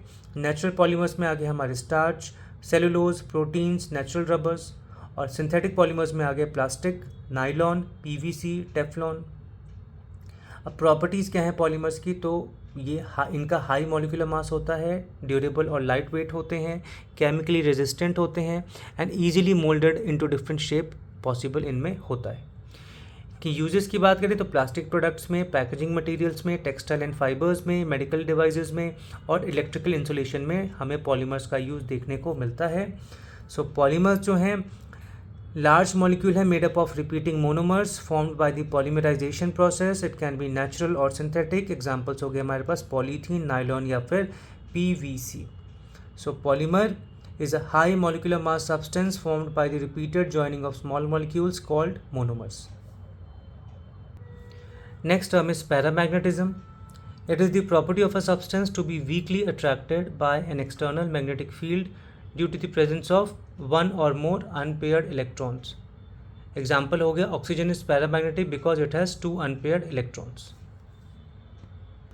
सो पैरामैग्नेटिज्म वो प्रॉपर्टी है जिसमें किसी सब्सटेंस को मैग्नेटिक फील्ड में रखने पर वो वीकली अट्रैक्ट होता है. ये अट्रैक्शन अनपेयर्ड इलेक्ट्रॉन्स की प्रेजेंस के कारण हमें देखने को मिलती है. सो पैरामैग्नेटिज्म के कॉज क्या है, कारण क्या है, तो अनपेयर्ड इलेक्ट्रॉन्स के पास मैग्नेटिक मूवमेंट क्रिएट होता है. जब एक्सटर्नल मैग्नेटिक फील्ड लगाई जाती है तो ये मैग्नेटिक मूवमेंट्स फील्ड की डायरेक्शन में अलाइन होने लगते हैं. इससे सब्सटेंस मैग्नेटिक फील्ड की तरफ अट्रैक्ट होता है. तो पैरामैग्नेटिज्म के की फीचर्स क्या हैं कि वन और मोर अनपेयर्ड इलेक्ट्रॉन्स प्रेजेंट होते हैं, मैग्नेटिक फील्ड की तरफ ये वीक अट्रैक्शन शो करते हैं, मैग्नेटिक ससेप्टिबिलिटी पॉजिटिव होती है इनकी, और मैग्नेटिक फील्ड हटाने पर इफेक्ट जो है वो लगभग ख़त्म हो जाता है। एग्जाम्पल्स हो गए इसके हमारे oxygen, nitric oxide NO, iron, ferric ion Fe3 positive, manganese ion Mn2 positive. अब अगर हम पैरामैग्नेटिक को डायमैग्नेटिक से डिफ्रेंशिएट करें तो जो पैरामैग्नेटिक है उसमें अनपेयर्ड इलेक्ट्रॉन्स प्रेजेंट होते हैं, लेकिन डायमैग्नेटिक में सारे इलेक्ट्रॉन्स पेयर्ड होते हैं। Paramagnetic weekly attracted by the magnetic field, whereas diamagnetic weekly repelled by the magnetic field. Paramagnetic का पॉजिटिव मैग्नेटिक ससेप्टिबिलिटी होता है, लेकिन डायमैग्नेटिक का नेगेटिव मैग्नेटिक ससेप्टिबिलिटी होता है। अब इनका एक मैग्नेटिक फॉर्मूला भी है, that is mu is equals to √n bracket में n+2, जहाँ पे म्यू क्या है मैग्नेटिक मोमेंट जिसको हम बोर मैग्नेटॉन भी कहते हैं, और n क्या है number of unpaired electrons. So paramagnetism जो है बच्चों, it is caused by unpaired electrons. सबसे पहला और मोस्ट इंपॉर्टेंट तो यही बात है, एंड इट इज़ ये जो है आपका वीक अट्रैक्शन है towards the magnetic field due to the presence of unpaired electrons. Oxygen एक पैरामैग्नेटिक है जिसका एग्जाम्पल हमने देखा, और मैग्नेटिक मूवमेंट डिपेंड करता है on the number of unpaired electrons. So paramagnetism is the property of a substance to be weakly attracted by an external magnetic field due to the presence of one or more unpaired electrons. Next term जो आता है हमारे पास that is polysaccharide. Polysaccharide क्या है? So they are complex carbohydrates composed of many monosaccharide units linked together by glycosidic bonds. Example हो गए इसके starch, glycogen, cellulose, chitin et cetera. So polysaccharides complex carbohydrates होते हैं जो बहुत सारे मोनोसेकेराइड यूनिट के ग्लाइकोसिडिक बॉन्ड से जुड़ने पर बनते हैं, जिसका एक जनरल फार्मूला होता है C6H10O5 ब्रैकेट, ये सब आपके ब्रैकेट में है, और N, यानी कि for many common polysaccharides such as starch and cellulose, ये हम फॉर्मूला हमें देखने को मिलता है C6H10O5 ब्रैकेट के बाहर स्मॉल n। एग्जाम्पल्स हमने देख लिए, starch, glycogen, cellulose, chitin. Starch जो है बच्चों वो आपका स्टोरेज कार्बोहाइड्रेट है किसमें? प्लांट्स में, made up of glucose units. Glycogen जो है वो स्टोरेज कार्बोहाइड्रेट है एनिमल्स में, ये लिवर और मसल्स में स्टोर होता है। सेलुलोज जो है वो स्ट्रक्चरल कंपोनेंट है प्लांट सेल वॉल्स का, and most abundant organic polymer है अर्थ पे। काइटिन की बात करें तो it is found in exoskeleton of insects and crustaceans. So polysaccharides का जो कैरेक्टरिस्टिक्स है वो ये है, फीचर्स क्या हैं कि इनका हाई मॉलिक्यूलर मास होता है, they are usually insoluble in water, generally non sweet in taste होते हैं, और ये आपके क्या काम करते हैं? दे सर्व स्टोरेज और structural functions. So polysaccharides are the polymers of monosaccharides. Monosaccharides में जो है आपके सिंगल शुगर यूनिट होता है, पॉलीसेकेराइड में बहुत सारे होते हैं, प्लस मोनोसेकेराइड का मॉलिक्यूलर मास भी कम होता है, लेकिन पॉलीसेकेराइड का हाई मॉलिक्यूलर मास होता है। सो जो आपके पॉलीसेकेराइड्स हैं they are the polymers of monosaccharides linked by the glycosidic bonds. Example इसमें हमने देख लिए, starch, glycogen, chitin, cellulose, and they are used for storage and structural support. So polysaccharide is a high molecular weight carbohydrate formed by the condensation of many monosaccharide units linked through glycosidic bonds. Next term is phosphorescence. It is the phenomenon in which a substance continues to emit light for some time even after the exciting source of radiation has been removed. This example is zinc sulfide, strontium aluminate. सो फोस्फोरेसेंस में जब हम source of light को भी हटा दें और जो substance है वो लाइट एमिट करता रहे, उसी प्रोसेस को, उसी फिनोमेना को हम कहते हैं फोस्फोरेसेंस। और एग्जांपल जो ऐसा शो करते हैं वो है हमारे जिंक सल्फाइड और strontium aluminate. Next term is photolysis. It is the chemical decomposition of a substance by the absorption of light energy, usually ultraviolet और विजिबल लाइट. एग्जाम्पल है इसमें hydrogen peroxide undergoes photolysis to form hydroxyl radicals under suitable conditions. Photolysis एक photochemical process है जिसमें किसी compound का जो light energy है, यूजली यूवी लाइट का के प्रभाव से डिकम्पोजिशन यानी कि ब्रेकडाउन होता है। इसका जनरल रिप्रेजेंटेशन कैसा है? कंपाउंड कोई है जिसने लाइट एनर्जी को एब्जॉर्ब किया और बना दिया प्रोडक्ट। लाइट एनर्जी यहाँ पे क्या है? एच न्यू, जो कि फोटोन के फॉर्म में है। अब फोटोलिसिस के फीचर्स क्या हैं? तो लाइट एनर्जी रिक्वायर्ड होती है, केमिकल बॉन्ड्स टूट जाते हैं इसमें, फ्री रेडिकल्स या आयंस बन सकते हैं, और फोटोकेमिकल रिएक्शंस का ये आपका इम्पॉर्टेंट स्टेप है। तो इसमें एग्जांपल अगर हम देखें, फोटोलिसिस ऑफ क्लोरीन, जो Cl2 है वो आपके लाइट एनर्जी को एब्जॉर्ब करके Cl रेडिकल्स में, 2 Cl रेडिकल्स में डिसोशिएट हो जाएगा। तो यूवी लाइट क्लोरीन मॉलिक्यूल को क्लोरीन रेडिकल्स में तोड़ देती है। दूसरा एग्जांपल अगर हम देखें फोटोलिसिस ऑफ वाटर का, जो कि फोटोसिंथेसिस में हमें देखने को मिलता है, तो इसमें H2O in the presence of sunlight H positive ions plus O2 में डिसोशिएट हो जाएगा और 4 इलेक्ट्रॉन्स रिलीज हो जाते हैं। तो प्लांट्स में फोटोसिंथेसिस के दौरान फोटोलिसिस ऑफ वाटर हमें देखने को मिलता है।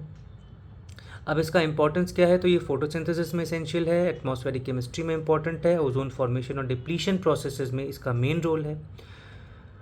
फोटोलिसिस जो है, लाइट एब्जॉर्प्शन के बिना फोटोलिसिस नहीं हो सकता। यूवी रेडिएशन कॉमनली इसमें इन्वॉल्व होती है और बॉन्ड डिसोसिएशन इसमें हमें देखने को मिलता है due to photon energy. Photolysis जो है तो बेसिकली क्या है? Decomposition by light energy. It is represented by H nu. Produce क्या होता है इसमें? रेडिकल्स या free ions, and important in photosynthesis and atmospheric chemistry. So photolysis is a decomposition of a chemical substance by the absorption of light energy. Next term आता है हमारे पास precipitate. It is an insoluble solid that forms and separates from a solution as a result of chemical reaction. जैसे कि silver chloride forms as a white precipitate when silver nitrate reacts with sodium chloride. जब silver nitrate और sodium chloride को हम mix करते हैं तो हमारे पास जो प्रेसिपिटेट मिलता है that is AgCl, silver chloride. तो प्रेसिपिटेट लैब्स में तो नॉर्मली हम जब काम करते हैं तो बहुत सारे प्रेसिपिटेट हम बनाते हैं। सो प्रेसिपिटेट एक इनसॉल्युबल सॉलिड होता है जो 2 एक्वस सॉल्यूशंस के रिएक्ट करने पर सॉल्यूशन से अलग होकर निकल जाता है। तो फॉर्मेशन की बात करें अगर प्रेसिपिटेट की, तो जब 2 सॉल्युबल सॉल्ट्स के सॉल्यूशंस मिलाए जाते हैं तो कभी कभी एक इनसॉल्युबल प्रोडक्ट हमें बनता हुआ मिलता है। ये इनसॉल्युबल सॉलिड सोल्यूशन से अलग हो जाता है, जिससे ये जो इनसॉल्युबल सॉलिड है वो सोल्यूशन से अलग हो जाएगा और ये इसी को हम क्या बोलेंगे? प्रेसिपिटेट। यहाँ पे एग्जांपल हमने देखा AgNO3 silver nitrate plus NaCl silver sodium chloride, जो कि दोनों एक्वस फॉर्म में है, ये बनाएगा आपका AgCl, ये सॉलिड फॉर्म में है, प्लस NaNO3। ठीक है, तो जो NaNO3 बना है यहाँ पे वो एक्वस फॉर्म है और AgCl सॉलिड फॉर्म है। ये बॉटम ऑफ द जो हमारा जो भी कंटेनर है उसमें डिपॉजिट हो जाएगा। तो सिल्वर क्लोराइड वाइट प्रेसिपिटेट के रूप में बनता है। अदर एग्जांपल्स भी हैं इसमें, BaSO4 बेरियम सल्फेट बनेगा white precipitate. PbI2 lead iodide भी बनता है in the form of yellow precipitate. So जो प्रेसिपिटेशन रिएक्शंस हैं इसके कैरेक्टरिस्टिक्स क्या हुए कि इनसॉल्युबल और स्पेरिंगली सॉल्युबल होते हैं वाटर में, they can settle at the bottom of the container, useful होते हैं इन क्वालिटेटिव एनालिसिस में फॉर आइडेंटिफाइंग आयंस। सो इसके यूजेस क्या हुए कि क्वालिटेटिव सॉल्ट एनालिसिस में यूज़ होते हैं प्रेसिपिटेट, वाटर ट्रीटमेंट प्रोसेसेस में और इंडस्ट्रियल सेपरेशन टेक्निक्स में। सो प्रेसिपिटेट जो है they are the insoluble solid formed during a reaction, appears in a solution and separates out. Example हो गए AgCl, BaSO4 या फिर PbI2, और ये इंपॉर्टेंट है किसमें? सॉल्ट एनालिसिस में। So a precipitate is an insoluble solid that forms and separates from a solution during a chemical reaction.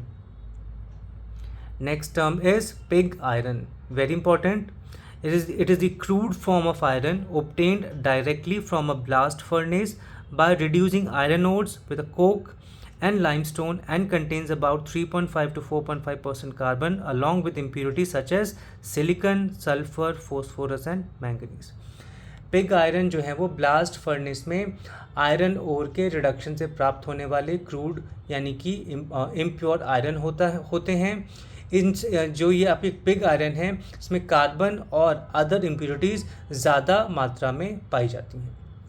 तो इसकी अगर हम एक टिपिकल कॉम्पोजिशन की बात करें पिग आयरन की, तो इसमें आयरन होता है 92 से 95%, कार्बन होता है आपका 3.5 से आपका लगभग 4.5%, सिलिकॉन होगा, मैंगनीज होगा, सल्फर होगा, फॉस्फोरस होगा इसमें। इसके प्रोडक्शन की बात करें तो pig iron is produced in a blast furnace by reducing iron ores such as haematite. तो इसका जो रिडक्शन रिएक्शन है वो क्या होगा, Fe2O3 that is hematite plus CO, ये आपका रिड्यूसिंग एजेंट यहाँ पे हम यूज़ करेंगे, तो ये बना देगा क्या, Fe प्लस CO2। अब फीचर्स क्या हैं पिग आयरन के, तो ये हार्ड और ब्रिटल होता है, हाई कार्बन कंटेंट होता है इसमें, can not be used directly for most engineering purposes, और रॉ मटेरियल है आपका किसका, स्टील और कास्ट आयरन के प्रोडक्शन के लिए। तो इसका पिग आयरन जो है इसका यूजेस क्या है, मैन्युफैक्चर ऑफ स्टील में, प्रोडक्शन ऑफ कास्ट आयरन में, foundry applications after further processing. So जो ये पिग आयरन है अगर हम इसकी बात करें तो ये इसमें जो कार्बन है वो लगभग 3 या 3.5 से 4.5% कार्बन होता है। और वहीं हम स्टील की बात करें तो उसमें 0.1 से 2% तक कार्बन होता है। पिग आयरन ब्रिटल होता है तो स्टील कैसा होता है, स्ट्रॉन्ग और आपका ड्यूरेबल होता है। पिग आयरन इम्प्योर है तो स्टील आयरन आपका ज़्यादा रिफाइंड होता है। और स्टील जो है वो प्रोड्यूस होता है किससे, आयरन रिफाइनिंग से, और पिग आयरन जो है वो प्रोड्यूस होता है कहाँ पे, ब्लास्ट फर्नेस में। सो पिग आयरन जो है बच्चों वो क्रूड आयरन है obtained from blast furnace, contains high percentage of carbon, ये हार्ड और ब्रिटल होता है and used for the manufacturing of steel and cast iron. So pig iron is the crude form of iron obtained from a blast furnace by the reduction of iron ores containing a high percentage of carbon and other impurities. Next term is pyrometallurgy. It is the branch of metallurgy in which metals are extracted or purified from their ores by using high temperatures. Pyro word का मतलब ही related to temperature. So pyrometallurgy metallurgy की एक branch है जिसमें ओर से metals को high temperature यानी कि हीट एनर्जी की मदद से एक्सट्रैक्ट और प्योरीफाई किया जाता है। पायरो का मतलब ही हो गया हीट। हाई टेम्परेचर पर ओर को ट्रीट करके मेटल निकाला जाता है and it is commonly use for extraction of iron, copper, zinc, lead etcetera. अब इम्पॉर्टेंट प्रोसेस क्या है पायरोमेटलर्जी के, तो सबसे पहला प्रोसेस है कैल्सिनेशन। इसमें ओर को लिमिटेड या in the absence of air में हीट किया जाता है, जैसे कि जिंक कार्बोनेट हो गया, इसको हीट करेंगे तो मिलेगा हमें ZnO प्लस CO2। फिर रोस्टिंग की जाती है यानी कि सल्फाइड ओर जो है उसको एक्सेस एयर में यानी कि ऑक्सीजन की प्रेजेंस में, एयर की प्रेजेंस में हीट किया जाता है, जैसे कि ZnS plus O2 will form ZnO plus SO2। या फिर एक और स्टेप होता है इसमें, प्रोसेस है इसका पायरोमेटलर्जी का, स्मेल्टिंग। इसमें ओर को रिड्यूसिंग एजेंट यूजली कार्बन या CO हम यूज़ करते हैं, कार्बन मोनोऑक्साइड, इसके साथ हीट करके मेटल ऑब्टेन किया जाता है, जैसे कि Fe2O3 plus CO will form Fe plus CO2। इसको अभी हमने पिग आयरन वाले कॉन्सेप्ट में समझा था। सो कौन कौन से मेटल्स एक्सट्रैक्ट किए जाते हैं पायरोमेटलर्जी के थ्रू, तो उसमें आ गया आपके आयरन, जिंक, कॉपर, लेड। इसके एडवांटेजेस क्या हैं, तो it is suitable for large scale production, fast extraction process है और वाइडली यूज्ड होते हैं किसमें, इंडस्ट्री में।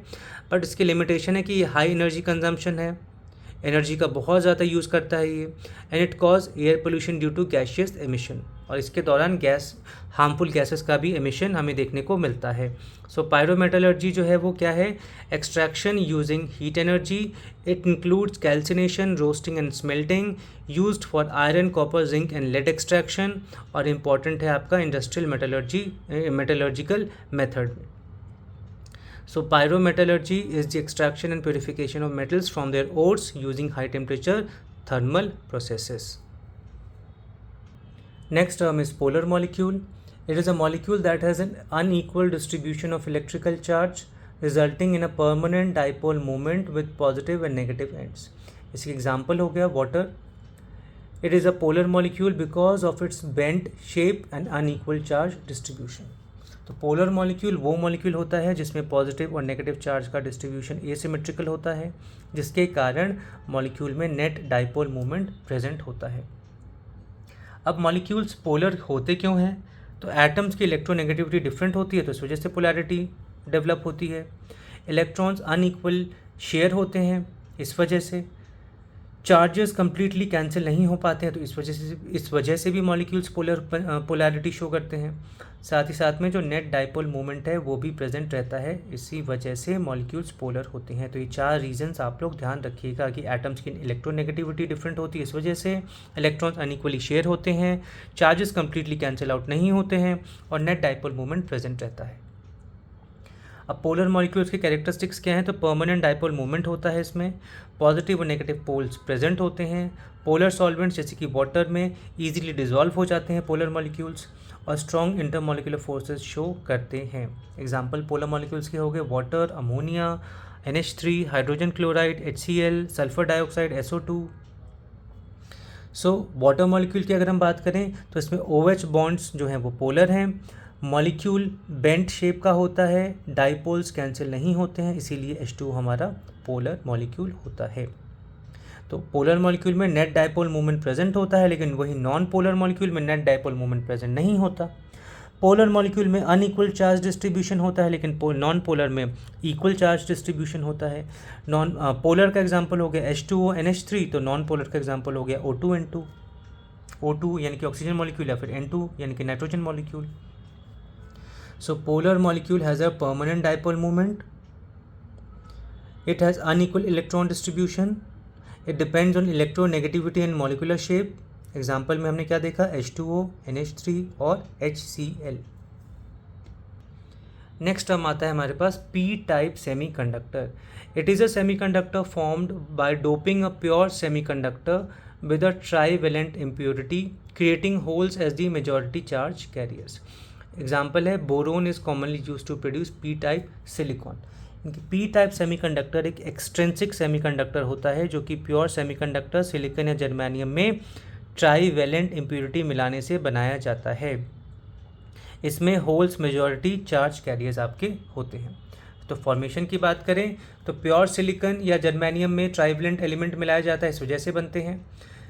कॉमन इसमें डोपेंट्स क्या हैं आपके? Boron, aluminium, gallium, indium.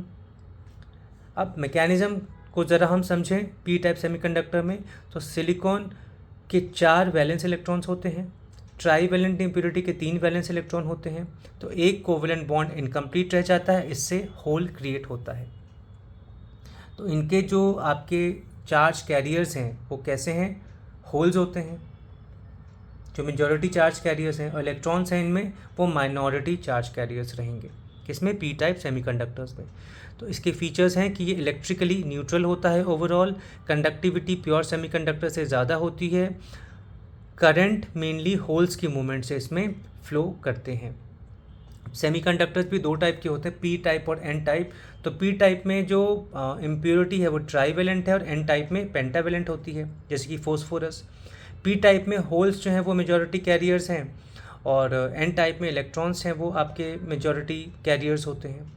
P type के एग्जांपल हो गए बोरोन, एल्यूमिनियम, गैलियम, इंडियम, और एन टाइप में हो गए आपके फोस्फोरस। फोस्फोरस के अलावा इसमें हो गया आपका arsenic, antimony. So P type semiconductors formed by doping with trivalent impurities. Holes are the majority charge carriers. Electrons are the minority charge carriers. Examples हैं इसमें डोपेंट के B यानी कि boron, aluminium, gallium, indium.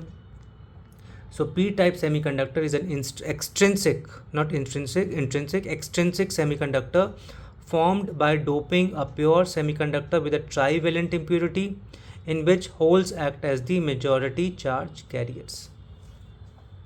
Next term is phenolphthalein, जो कि हमारा एक indicator के तौर पे हम इसको एसिड बेस इंडिकेटर के तौर पे भी यूज़ करते हैं, जिसका फॉर्मूला है C20H14O4. So it is a synthetic organic compound widely used as a pH indicator. It remains colourless in acidic solutions and turns bright pink और fuchsia in basic solutions. So phenolphthalein एक commonly used acid base indicator है जो कि solution की acidity या basicity को identify करने के लिए यूज़ किया जाता है. कलर चेंज की बात करें तो एसिडिक में कलरलेस रहेगा, न्यूट्रल में कलरलेस रहेगा, लेकिन बेसिक एल्कलाइन मीडियम में पिंक कलर ये हमें शो करता है। तो फिनोल्फ्थलीन का पीएच रेंज क्या हुआ? फिनोल्फ्थलीन का जो ट्रांजिशन रेंज है वो पीएच है वो 8.2 टू 10 होता है। इस रेंज में कलरलेस से पिंक कलर में ये आपका चेंज होता हुआ हमें दिखाई देता है। सो इसके यूजेस हैं कि ये एसिड बेस्ड टाइट्रेशंस में एंड पॉइंट डिटेक्ट करने के लिए यूज़ होता है, लेबोरेटरी पीएच टेस्टिंग में यूज़ होता है। एग्जाम्पल से अगर हम समझें तो HCl plus NaOH will gives NaCl plus H2O। इस टाइट्रेशन के दौरान फिनोल्फ्थलीन एंड पॉइंट पर हल्का पिंक कलर शो करता है। So phenolphthalein is an acid base indicator, chemical formula is C20H14O4। Acidic medium में कलरलेस रहेगा, बेसिक मीडियम में पिंक कलर देगा, और इसका ट्रांजिशन रेंज क्या है? pH 8.2 से pH 10 तक। नेक्स्ट हम आता है हमारे पास प्रोटोनेशन। प्रोटोनेशन क्या है? It is the process by which an atom, ion और molecule gains a proton. Example हो गया इसमें ammonia which undergoes protonation to form the ammonium ion. यानी कि अमोनिया ने एक प्रोटोन एक्सेप्ट किया और क्या बना लिया? Ammonium ion. सो प्रोटोनेशन वो प्रोसेस है जिसमें किसी एटम, आयन या मॉलिक्यूल द्वारा एक प्रोटोन एक्सेप्ट किया जाता है। तो प्रोटोनेशन में स्पीशीज़ H पॉजिटिव को एक्सेप्ट करती है, ये जनरली बेसिस के साथ होता है, और प्रोटोनेशन के बाद पॉजिटिव चार्ज डेवलप हो सकता है। जैसे कि हमने अमोनिया का प्रोटोनेशन देखा एग्जाम्पल में, तो ammonia NH3 plus H positive क्या बनाएगा आपका? NH4 पॉजिटिव, यानी कि अमोनिया प्रोटोन एक्सेप्ट करके अमोनियम आयन का फॉर्मेशन कर दिया। अगर वाटर के प्रोटोनेशन की बात करें तो H2O ने H पॉजिटिव को एक्सेप्ट किया, बना लिया क्या? Hydronium ion H3O positive. सो ये आपका जो है प्रोटोनेशन, ये एसिड बेस रिएक्शंस का फंडामेंटल स्टेप है। ऑर्गेनिक रिएक्शंस मैकेनिज्म्स में भी इंपॉर्टेंट रोल प्ले करता है, और साथ ही साथ में बायोलॉजिकल सिस्टम्स में एंजाइम एक्टिविटी और पीएच रेगुलेशन से भी आपका रिलेटेड है। अब इसके साथ एक इसका डिफ्रेंशिएटिंग टर्म आता है डी प्रोटोनेशन। तो प्रोटोनेशन में H पॉजिटिव का गेन होगा तो डी प्रोटोनेशन में H पॉजिटिव का लॉस होगा। प्रोटोनेशन में पॉजिटिव चार्ज इंक्रीज होता है, डी प्रोटोनेशन में पॉजिटिव चार्ज डिक्रीज होता है। जैसे कि प्रोटोनेशन में NH3 बना लिया NH4 पॉजिटिव, और डी प्रोटोनेशन में होगा NH4 पॉजिटिव से बनेगा NH3 जब वो अपना प्रोटोन लूज कर देगा। सो प्रोटोनेशन जो है addition of H positive ion है, बेस एक्सेप्ट करते हैं प्रोटोन्स को, it forms conjugate acid. Example हो गया हमारा NH3 जो कि आपका प्रोटोन एक्सेप्ट करके बनाएगा ammonium ion NH4 positive. So protonation is the addition of a proton to an atom, ion or molecule. Next term is principal quantum number. It is the quantum number that specifies the main energy level, यानी कि shell को बताता है, and the approximate size of an atomic orbital in an atom. इसके hydrogen, it has single electron in the n is equals to 1 shell. Principal quantum number जो है वो electrons का मेन एनर्जी शेल और nucleus से उसकी average distance को describe करता है। तो इसको हम स्मॉल n से डिनोट करते हैं, जिसकी वैल्यू 1 2 3 4 सो ऑन कुछ भी हो सकती है। n की वैल्यू 1 है तो शेल का नाम होगा K, n की वैल्यू 2 तो शेल होगा L, n3 shell M, n की वैल्यू 4 तो शेल होगा आपका कैपिटल N। इसके सिग्निफिकेंस की अगर हम बात करें कि प्रिंसिपल क्वांटम नंबर के सिग्निफिकेंस क्या है, तो ये ऑर्बिटल का साइज़ बताता है, इलेक्ट्रॉन की एनर्जी को डिटरमाइन करता है, न्यूक्लियस से एवरेज डिस्टेंस को इंडिकेट करता है, और प्रिंसिपल क्वांटम नंबर बढ़ने पर एनर्जी और ऑर्बिटल साइज़ दोनों ही आपके बढ़ते हैं। तो फार्मूला भी है इसका कि maximum number of electrons in a shell, उसका फार्मूला क्या है? 2n²। तो K शेल के लिए n की वैल्यू 1 होती है, n के प्रिंसिपल क्वांटम नंबर की वैल्यू 1 होती है, तो वो कितना इलेक्ट्रॉन अक्यूमुलेट करेगा? 2n², मतलब 2 1² is equals to 2। L shell की बात करें तो उसकी प्रिंसिपल क्वांटम नंबर होता है उसका 2, n की वैल्यू 2, तो फॉर्मूला के अकॉर्डिंग अगर हम चलें 2n² तो यहाँ पे वैल्यू आएगी हमारी 8। सिमिलरली M शेल में चले तो यहाँ पे वैल्यू आएगी हमारी 18। तो maximum number of orbitals in a shell, अगर हम बात करें कि मैक्सिमम नंबर ऑफ ऑर्बिटल किसी शेल में कितना होगा, तो उसका फॉर्मूला हमारा क्या है? n²। So principal quantum number represented by small n, it can not be zero और negative, it determines shell energy and size of the orbital, और ये मोस्ट इंपॉर्टेंट क्वांटम नंबर है for identifying an electron's energy level. So principal quantum number specifies the main energy level, shell and relative size of an atomic orbital in which an electron is present. Next term is pipette. It is a laboratory instrument used to accurately measure and transfer a specific volume of liquid from one container to another. यानी कि ये एक हमारा laboratory apparatus है जिसका use हम liquid की accurate और मेजर्ड वॉल्यूम को ट्रांसफ़र करने के लिए करते हैं. तो इस पिपेट के यूजेस क्या हुए कि ये वॉल्यूमेट्रिक एनालिसिस में यानी कि टाइट्रेशन में यूज़ होता है, केमिकल एक्सपेरिमेंट्स में, बायोलॉजिकल एंड मेडिकल लेबोरेटरीज में यूज़ होता है और साथ ही साथ में प्रिसाइज लिक्विड मेजरमेंट में भी आपका पिपेट का हम यूज़ करते हैं. पिपेट्स भी आपके कुछ टाइप्स के होते हैं जैसे कि volumetric pipette, graduated pipette, micro pipette. जो वॉल्यूमेट्रिक पिपेट है वो फिक्स्ड वॉल्यूम को मेजर करती है. एग्जांपल हो गया आपका 10 ml, 20 ml, 25 ml और ये मोस्ट एक्यूरेट टाइप है. ग्रेजुएटेड पिपेट की बात करें तो ये डिफरेंट वॉल्यूम्स को मेजर कर सकती है. स्केल इसमें मार्क्ड होते हैं. और माइक्रो पिपेट की बात करें तो ये बहुत ही स्मॉल वॉल्यूम यानी कि माइक्रो लीटर रेंज मेजर करने के लिए यूज़ किया जाता है. सो पिपेट जो है वो टाइट्रेशंस में यूज़ होता है. स्टैंडर्ड वैल्यू की एग्जैक्ट वॉल्यूम लेने के लिए पिपेट का हम यूज़ करते हैं. एग्जांपल के तौर पे समझें तो 20 ml या 25 ml सोल्यूशन को कोनिकल फ्लास्क में ट्रांसफ़र हम करते हैं. अब प्रिकॉशंस क्या है? अगर हम प्रिकॉशंस क्या लेंगे पिपेट के जो को जब हम यूज़ करेंगे तो पिपेट को माउथ से सक नहीं करना चाहिए. पिपेट फिलर यूज़ करें. रीडिंग लेवल जो रीडिंग का जो है वो आई लेवल पर लेनी चाहिए और पिपेट को वर्टिकली होल्ड करना चाहिए. उसको टिल्ट नहीं करना चाहिए बल्कि वर्टिकली हमें उसको पकड़ के रखना चाहिए. सो पिपेट जो है वो मेजर करता है, ट्रांसफ़र करता है एक्यूरेट लिक्विड वॉल्यूम्स को. कॉमनली यूज्ड किया जाता है टाइट्रेशंस में. टाइप्स देखे हमने इसमें वॉल्यूमेट्रिक, ग्रेजुएटेड और माइक्रो पिपेट. और ये हाई एक्यूरेसी शो करता है. ये एक हाई एक्यूरेसी लेबोरेटरी इंस्ट्रूमेंट है pipette. So a pipette is a laboratory instrument used to accurately measure and transfer a specific volume of liquid from one container to another. Next term is pyrolysis. It is a thermal decomposition of a substance by heating it at high temperatures in the absence or near absence of oxygen. Example हो गया pyrolysis of cellulose produces charcoal and other products. तो pyrolysis basically क्या है?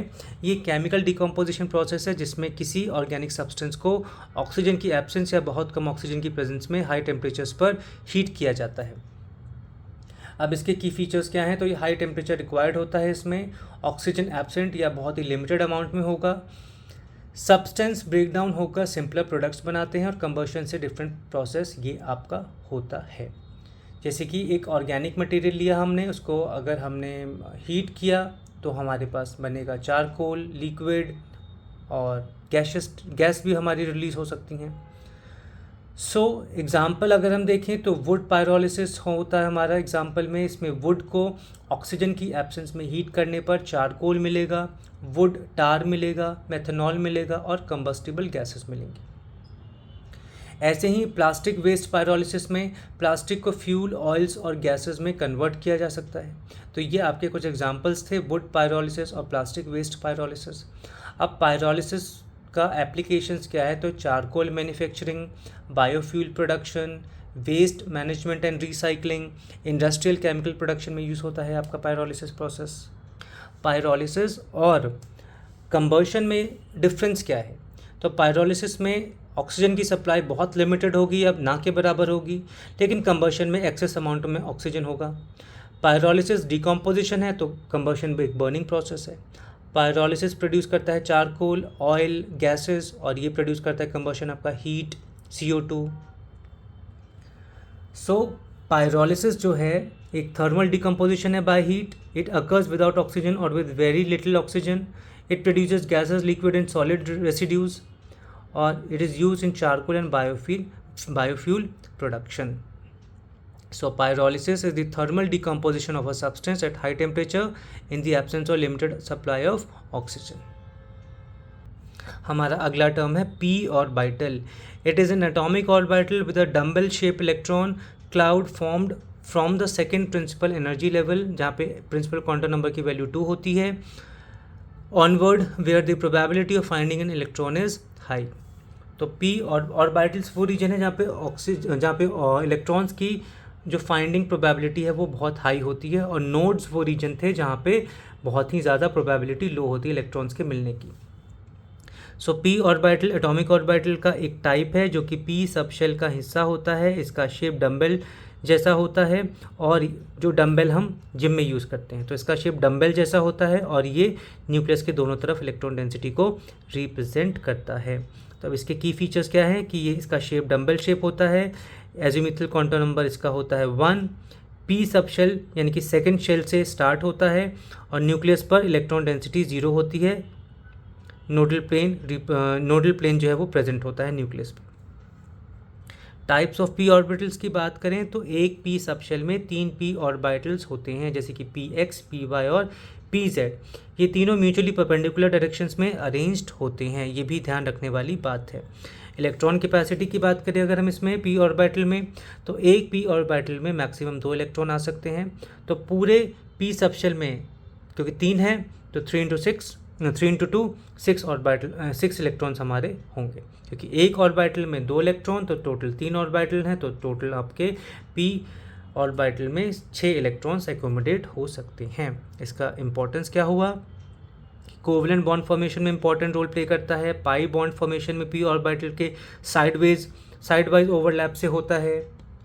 जो pi bond का formation है वो किससे हो रहा था पी ऑर्बिटल के साइड वाइज ओवरलैपिंग से। इलेक्ट्रॉनिक कॉन्फ़िगरेशन को समझने के लिए भी आपका पी ऑर्बिटल बहुत इंपॉर्टेंट रोल प्ले करता है। सो पी ऑर्बिटल जो है वो डम्बल शेप का है। एजीमुथल क्वांटम नंबर वैल्यू इसकी 1 होती है। 3 और इसमें ऑर्बिटल्स हमें देखने को मिलते हैं p x, p y, p z. Maximum 6 electrons होते हैं पी सबशेल में, and it is present from n is equals to 2 onward. So p orbital is an atomic orbital of the p subshell having a dumbbell shaped electron cloud and characterized by the azimuthal quantum number and L is equals to 1. Next term is proton. It is a positively charged subatomic particle present in the nucleus of an atom, जिसका charge क्या होता है, positive charge होता है 1.602 into 10 raised to the power minus 19 coulomb. और hydrogen जो है example इसका, उसमें हम देखें तो it has 1 proton in its nucleus. Hydrogen में एक प्रोटोन प्रेजेंट होता है इसके न्यूक्लियस में। प्रोटोन हमेशा ध्यान रखिएगा, इसका लोकेशन जो है वो न्यूक्लियस ही होगा। सो प्रोटोन एक पॉजिटिवली चार्ज सब एटॉमिक पार्टिकल है जो कि एटम के न्यूक्लियस में प्रेजेंट होता है। इसके सिंबल की बात करें तो इसका सिंबल होता है पी पॉजिटिव, चार्ज +1। जो इसका रिलेटिव चार्ज है अगर उसको हम स्पेसिफिकली देखें तो +1.602 into 10 raised to the power minus 19 coulomb होता है। इसका मास है 1.672 multiplied by 10 raised to the power minus 27 kg, बहुत कम है। इसका रिलेटिव मास हो गया नियरली 1 AMU, और प्रोटोन का लोकेशन क्या है, nucleus. So number of protons is equals to atomic number. किसी भी एटम में जितने नंबर ऑफ प्रोटॉन्स प्रेजेंट होते हैं वही उसका क्या कहलाता है, atomic number. So atomic number element की आइडेंटिटी को डिटरमाइन करता है। हाइड्रोजन में प्रोटॉन का नंबर 1, कार्बन में 6, ऑक्सीजन में 8, तो यही इनके क्या हैं, एटॉमिक नंबर्स हैं।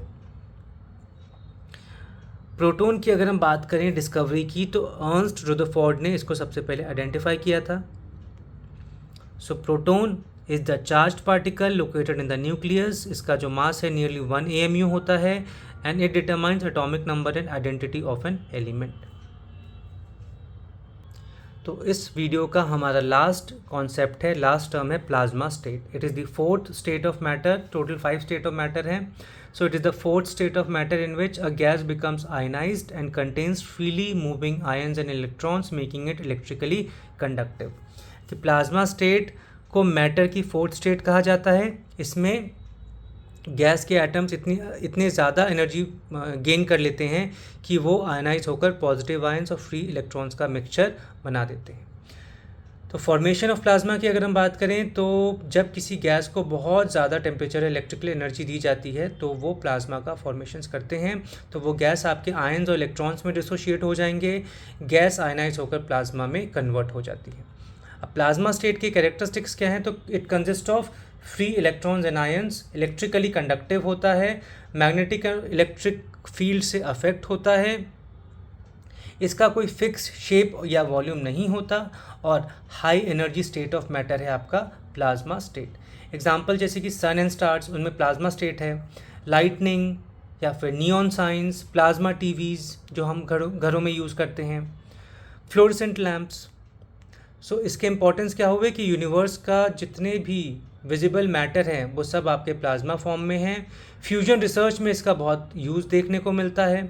साथ ही साथ में इंडस्ट्रियल कटिंग और वेल्डिंग में भी प्लाज्मा टॉर्चेस का यूज़ हमें देखने को मिलता है। अब अगर हम स्टेट ऑफ मैटर की बात करें तो सॉलिड में, लिक्विड में, गैस में, प्लाज्मा में, सॉलिड में का शेप फिक्स, लिक्विड का फिक्स शेप नहीं होता, गैस का फिक्स शेप नहीं होता, प्लाज्मा का भी फिक्स शेप नहीं होता। वहीं सॉलिड के वॉल्यूम की बात करें तो वॉल्यूम सॉलिड का फिक्स होता है, लिक्विड का भी फिक्स होता है, गैस का लेकिन फिक्स नहीं होता, और प्लाज्मा का भी फिक्स नहीं होता है। सो प्लाज्मा स्टेट का जो शेप और वॉल्यूम है वो दोनों ही फिक्स नहीं होते हैं।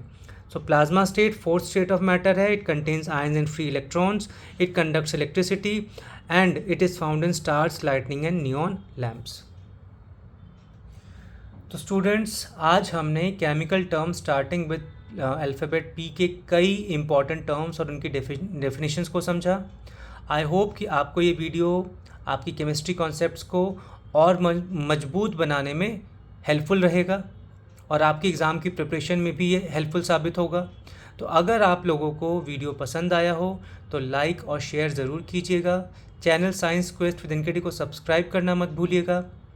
आप अपने सजेशंस और फीडबैक कमेंट सेक्शन में हमें ज़रूर बता सकते हैं। अब हम आपसे मिलेंगे नेक्स्ट वीडियो में। Till then, keep learning, keep growing and keep exploring science quest with NKT. Thank you so much.